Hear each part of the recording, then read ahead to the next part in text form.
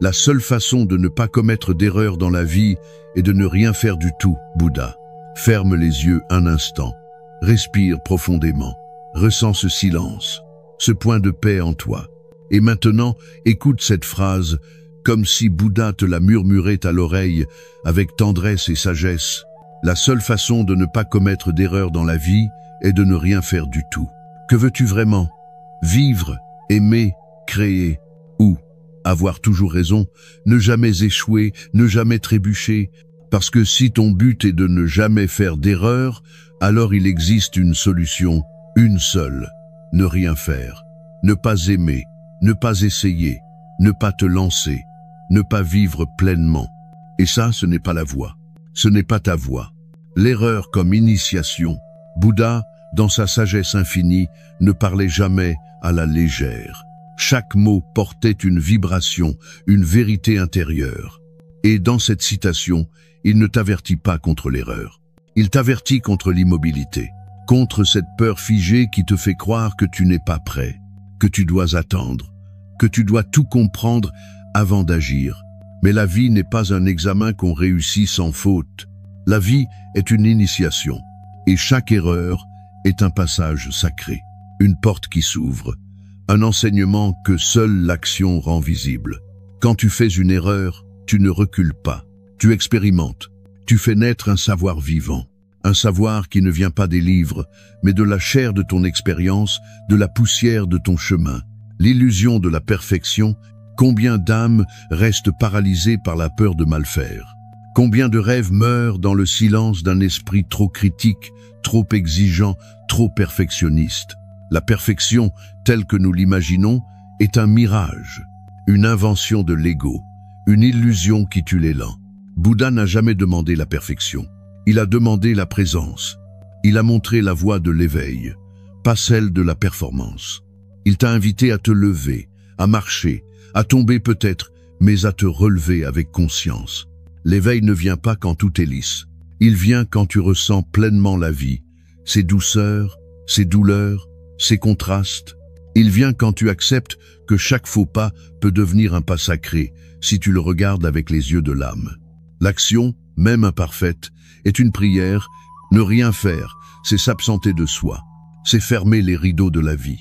C'est dire à l'univers « Je ne crois pas que je sois capable ». Mais chaque action, même bancale, même maladroite, est un acte de foi. Une prière en mouvement.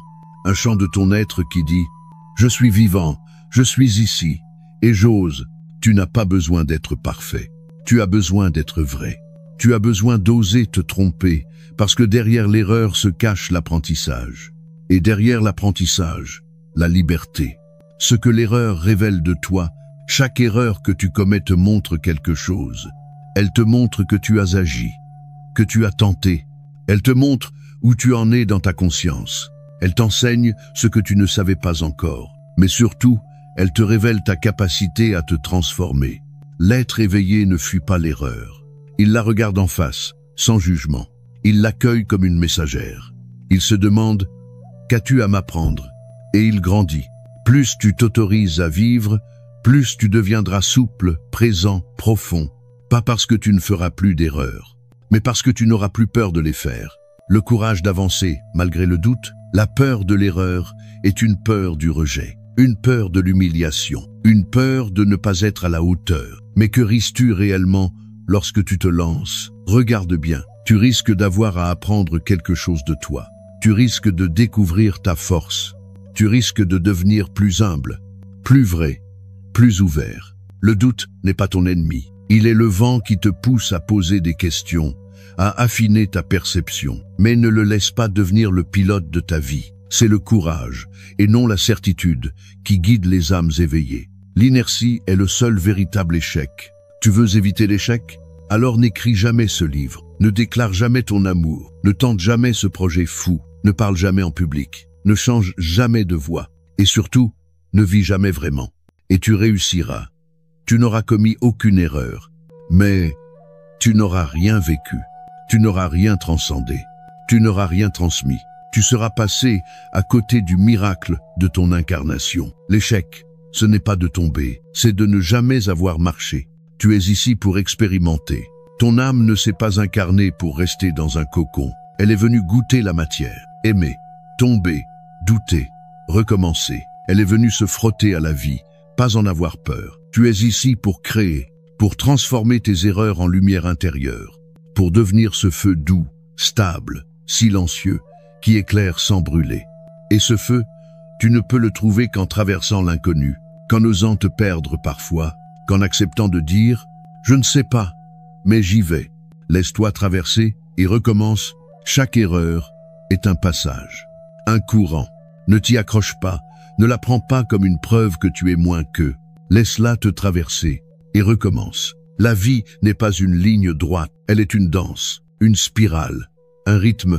Tu avances, tu recules, tu tournes, tu tombes, tu te relèves, et dans ce mouvement, tu deviens. Tu deviens ce que tu es venu être, pas parfait, mais profondément vivant. Ton âme te remerciera.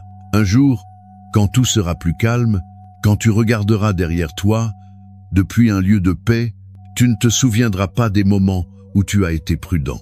Tu ne te souviendras pas des jours où tu n'as rien tenté. Tu te souviendras des fois où tu as osé, même tremblant, même bancal. Tu te souviendras des leçons que chaque erreur t'a offertes. Et tu diras merci. Merci à la vie. Merci à toi. Merci à ton courage. Parce que c'est là que tu auras grandi. Conclusion. Vis, tente, tombe, relève-toi, vis encore. Alors aujourd'hui, écoute cette parole comme une invitation sacrée.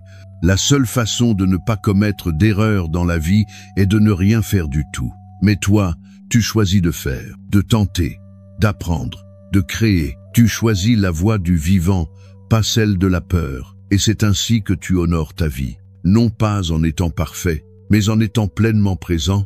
Ose, essaye, aime, rate, relance. Et laisse ton âme se réjouir de cette aventure. Parce qu'au fond, il n'y a pas d'erreur, il n'y a que des pas sur le chemin du réveil.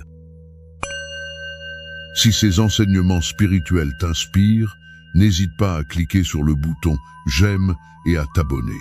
Namasté.